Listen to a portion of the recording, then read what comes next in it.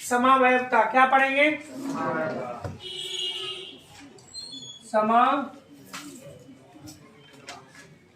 Isomerism बोलते हैं इसको। अब देखिए समावयवता क्या होता है कि एक घटना है। समावयवता क्या है? और इस घटना को जो प्रदर्शित करता है उसको समावयवता कहते हैं, समावयवी कहते हैं। क्या कहते हैं? पहले इसका हम लोग कुछ एग्जांपल जान लेते हैं, फिर डिफिनेशन पर चलेंगे। जैसे मान लीजिए C4H10 C4H10 है। ये C4H10 का काम, इसका कार्बन के गो है 4, हाइड्रोजन के गो है। अब इसको हम कई तरीका से लिख सकते हैं। पहला तरीका देखिए, इसको लिख सकते हैं CH3 CH2 CH3, यहाँ लगा सकते हैं CH3, ये लिख दें। इसमें देखिए कार्बन कितना? 4, हाइड्रोजन कितना? मतलब इससे ही बनाया गया है। दोनों का अनुसूत्र क्या है? सेम है, इसका भी अनुसूत्र वही होगा। अब इसको अगर ऐसे करें CH3 CH2 CH2 CH3, इनमें भी कितना कार्बन है? 4, हाइड्रोजन कितना? लेकिन दोनों का, इस दोनों का संरचना सूत्र अलग है। दोनों का नाम भी क्या होगा? इसका नाम है 2-मिथाइल प्रोपेन ना, या आइसोब्यूटेन। क्या होगा? आइसोब्यूटेन, या बोले 2-मिथाइल। ये सीधा नॉर्मल ब्यूटेन सीधा है। तो बताओ, ये दोनों का नाम अलग है, दोनों का नाम, तो काम अलग होगा कि एक ही जैसे होगा? काम भी अलग अलग, नाम अलग, काम अलग, तो गुण भी अलग, लेकिन दोनों का अनुसूत्र क्या? एक ही है। यही से डिफिनेशन देखो, वे कार्बनिक यौगिक जिनके अनुसूत्र समान होते हैं लेकिन भौतिक गुण और रासायनिक गुण भिन्न होते हैं, इसको हम समावयवी कहते हैं। इसको क्या कहेंगे? किसका समावयवी? किसका? C4H10 का कितने समावयवी? 2। और इस घटना को क्या कहेंगे? समावयवता। मतलब ये समावयवता एक खेल हुआ, असमावयवी उसका खिलाड़ी हुआ। समावयवी उसका क्या हुआ? खिलाड़ी। इस दृश्य के हिसाब से अगर इसका डिफिनेशन बनाए तो क्या होगा?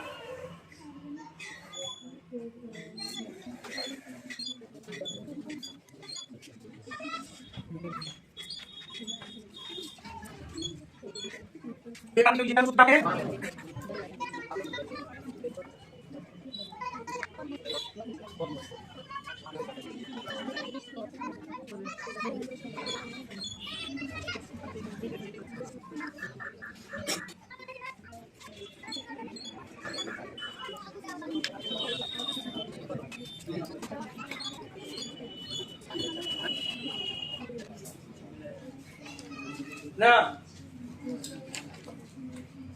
अनुसूत्र समान होते हैं लेकिन भौतिक और रासायनिक गुण भिन्न भिन्न होते हैं। इसको क्या कहते हैं हम लोग? समावयवी।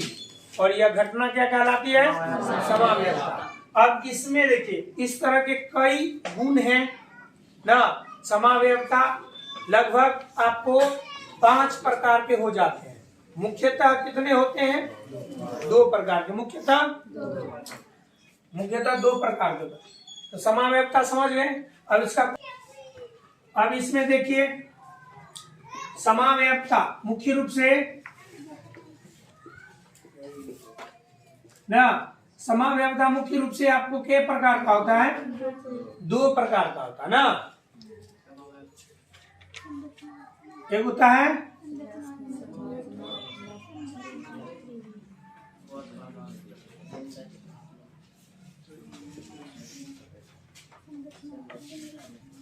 संरचनात्मक होता है और एक होता है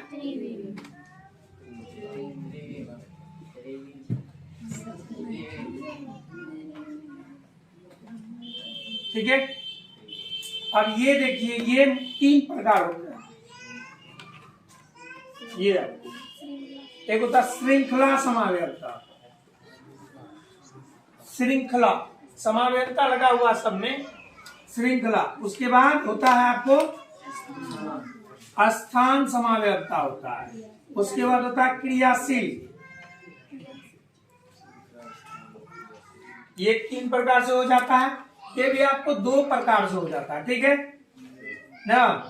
एक होता है ज्यामितीय, जिसमें कि जिस ज्यामिति उसका चेंज करते हैं। एक होता है प्रकाशित, ठीक है। अब इसमें देखिए, इसके नाम से इसका काम श्रृंखला समावयवता। इसमें क्या होता है कि श्रृंखला को तोड़ फोड़ करके हम उसका संरचना सूत्र अलग करते हैं, लेकिन अनुसूत्र वही होता है ना। अब श्रृंखला समावयवता, श्रृंखला के कारण, श्रृंखला में या श्रृंखला के स्थान में परिवर्तन के कारण उसमें जो साइड चेंज जुड़ा होता है उसको चेंज करने की वजह से जो समावयवता उत्पन्न होता है उसी को, जैसे हम देख लेते हैं कि हम लोग C6H14 लेते हैं, ठीक है। इसमें देखिए, इसके श्रृंखला को हम कई तरह से बना सकते हैं, लेकिन सब में कार्बन कितना होगा और हाइड्रोजन 14, लेकिन उनका श्रृंखला चेंज होता रहेगा, इसलिए उस समावयवता का क्या नाम हो गया। नंबर 1 में तो सीधा आप लिख सकते हैं CH3 CH2 CH2 CH2 CH2 CH, ये भी इसका ही हुआ। अब देखिए दूसरे नंबर में इसको लिख सकते हैं CH3 CH2 CH CH, कितना कार्बन हो गया, अब 2 कार्बन यहां लगा दिए, CH2 CH3। अब देखिए इनका संरचना सूत्र अलग हो गया, नाम भी अलग हो गया, तो रासायनिक गुण और भौतिक गुण दोनों का सेम ही रहेगा, बदलेगा, लेकिन अनुसूत्र ये दोनों का। और भी इसको हम दूसरे जगह इसको दूसरे तरीका से लिख सकते हैं, जैसे कि तीसरा नंबर देख लो CH3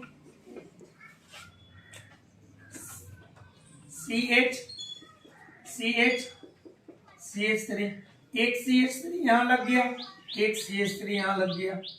इनसे भी ये थोड़ा भिन्न हो गया। सब में क्या किया गया, श्रृंखला का ही रूप चेंज किया गया है।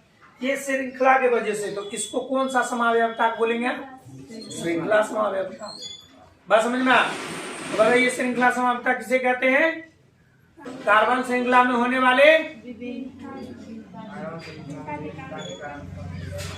परिवर्तन कह सकते हैं। कार्बन श्रृंखला में होने वाले परिवर्तन, श्रृंखला में ही परिवर्तन कर रहे हैं ना।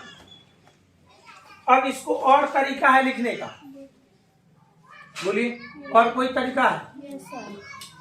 अब ऐसे भी इसको लिख सकते हैं, देखिए एक कार्बन यहाँ लिए CH3 CH3 CH3 CH3, कितना कार्बन हो गया सब मिला के, 5 ही है, तो मतलब यहाँ एक और लगेगी CH3। अब कितना कार्बन हो गया, 6 हो गया। तो एक ही अनुसूत्र से कई संरचना सूत्र बना लिए, सब में श्रृंखला का ही परिवर्तन हुआ, इसलिए कौन सा समावयवता वो। अब हम लोग चलते हैं स्थान समावयवता। किस पर, इसमें क्या होता है कि क्रियाशील समूह का सिर्फ स्थान चेंज करते हैं। किसका स्थान चेंज करेंगे, क्रियाशील समूह के स्थान चेंज करने से उनका नाम चेंज हो जाता है। नाम चेंज हो गया तो काम भी चेंज होगा। काम चेंज मतलब गुण चेंज। काम कब चेंज होगा, जब उनका गुण चेंज होगा। तो बताइए समझ में आ गया। अब किसको समझेंगे हम लोग, स्थान। तो किसका स्थान चेंज करेंगे इसमें। अब यहाँ देखिए स्थान समावयवता, इसमें क्रियाशील समूह का स्थान चेंज होता है इससे ना। जैसे मान के चलिए C4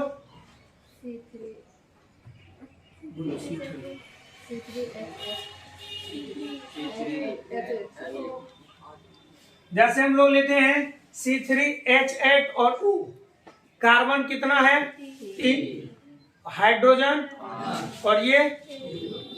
अब इसको देखिए CH3 CH2 CH ना, अब यहाँ देखिए कितना हाइड्रोजन हो गया, एक हाइड्रोजन, यहां लगा देते OH, लगा दिए। अब इसी का अनुसूत्र है, इसी से बना है नहीं, इनका नाम हो जाएगा 1 2 3। 3 कार्बन को क्या कहते हैं? प्रोप कहते हैं। तो प्रोपेन ऐसे है, प्रोपेन में OH के लिए क्या लगता है? OH। तो ये क्या बन जाएगा? 1 प्रोपनॉल। 1 प्रोपनॉल 1 कार्बन पर लगा हुआ। इसको देखिए दूसरे तरीका से कैसे लिख सकते हैं, CH3 CH CH3 है, यहाँ OH लगा। तो बताइए OH का स्थान चेंज हुआ। अब इसमें ना यहाँ एक हाइड्रोजन और लग गया। अब देखिए यहाँ से क्या चेंज किए हैं? OH का स्थान क्या चेंज किए हैं? नाम तो चेंज हो गया, इसका नाम हो जाएगा 2 प्रोपनॉल, इसका नाम था 1 प्रोपनॉल। तो लेकिन अनुसूत्र एक ही है। तो स्थान चेंज होने की वजह से समावयवता उत्पन्न हो रही है, इसलिए इसको हम क्या कहेंगे? स्थान समावयवता। क्या कहेंगे? क्या स्थान समावयवता समझ में आ गया? अब हम लोग किसको समझेंगे? क्रियाशील। इसमें क्या होता है? क्रियाशील समूह ही चेंज हो जाता है। क्या चेंज हो जाता है? यह मुख्य रूप से चेंज होता है। तो इसमें आप देखेंगे क्रियाशील समूह पहले एल्कोहल था, बाद में इथर बन जाता है। पहले COOH अर्थात कार्बोक्सिलिक था, बाद में वो एल्डिहाइड बन जाता है। मतलब वो क्रियाशील समूह किसी चेन में कुछ और किसी चेन में कुछ और। अब लोग समझते हैं किसको? क्रियाशील। इसमें देखिए क्या होता है, क्रियाशील समूह चेंज हो जाएगा। इसमें देखिए C2H6O, ठीक है। अब इसमें देखिए क्या होता है कि क्रियाशील समूह आपका चेंज हो जाता है। अब इसको देखिए ऐसे लिख सकते हैं आप, CH3 CH2 के गो हाइड्रोजन आया, एक है OH लग गया, ये आपको एथेनॉल हो गया। ये क्या हो गया? एथेनॉल हो गया। लेकिन इतना ही अनुसूत्र से हम देखिए दूसरे तरीका से क्या करते हैं, इसको आप कर सकते हैं CH3O CH3। अब यहाँ देखिए, यहाँ फंक्शनल ग्रुप आपका कौन सा है? ये एल्कोहल फंक्शनल ग्रुप है, जिसके लिए हम लोग नामकरण में OL लगा देते हैं। ये एल्कोहल ग्रुप है ना जी। यहाँ देखिए क्रियाशील समूह क्या है? इथर है ना। ये क्या हो गया आपका? ये क्या हो गया? इसमें क्या चेंज हुआ? इसलिए इस समावयवता को आप क्या कहिएगा? क्रियाशील समूह में परिवर्तन के कारण जो समावयवता उत्पन्न होता है उसी को। तो ये सब समझ में आ गया ना। श्रृंखला में परिवर्तन के वजह से जो होता है श्रृंखला समावयवता ना, क्रियाशील समूह के स्थान में परिवर्तन के कारण जो समावयवता उत्पन्न होता है स्थान समावयवता। क्रियाशील समूह में परिवर्तन की वजह से, क्रियाशील समूह में चेंज ना, पहले कुछ और था दूसरे में कुछ और बन गया, उसको क्या कहेंगे? अब एक होता है ज्यामिति। ज्यामिति को समझते हैं? ज्यामिति जिसमें कि ज्यामिति चेंज होता है साइड। जैसे कि मान के चलिए हम लोग लेते हैं C डबल बॉन्ड C ना, यहाँ लगाएं H, यहाँ भी लगा दिए H, यहाँ लगा दिए, ये हो जाता है। अब इसको दूसरे तरीका से भी लिख सकते हैं आप,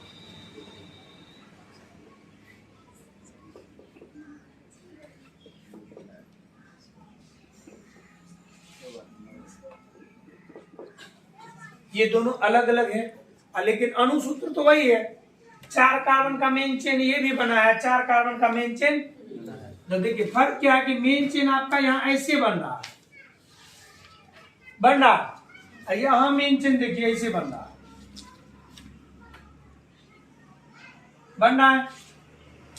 तो यहाँ जो आपका, तो ये क्या हुआ? ज्यामिति चेंज हुआ है ना। इनका ज्यामिति कुछ और है, इनका ज्यामिति, जिसके वजह से इसका नाम अलग अलग हो गया। अब यहां देखिए, तो इसमें सेम साइड ही ना, समान साइड ही, समान तरफ ही दोनों मिथाइल ग्रुप लगा हुआ, यहां विपरीत है ना, तो ये सेम है, इसलिए इसको सिस ब्यूटेन कहते हैं। इसको कौन सा ब्यूटेन कहेंगे? सिस 2 ब्यूटेन। कितने नंबर पर कार्बन है? सिस 2 ब्यूटेन। सिस देखो सेम साइड लगा हुआ, तो इसको क्या बनेंगे? सिस। एक होता ट्रांस, तो दूसरा क्या बनेगा? ट्रांस। इसको क्या कहते हैं? Trans 2 butane. तो क्या ये समझ में आया? यहाँ क्या दिखा? ज्यामिति में परिवर्तन है, इसलिए इस समावयवता को क्या कहेंगे? अब एक होता है ट्रांस, ट्रांस, ठीक है। अब यहाँ एक प्रकाशिक है,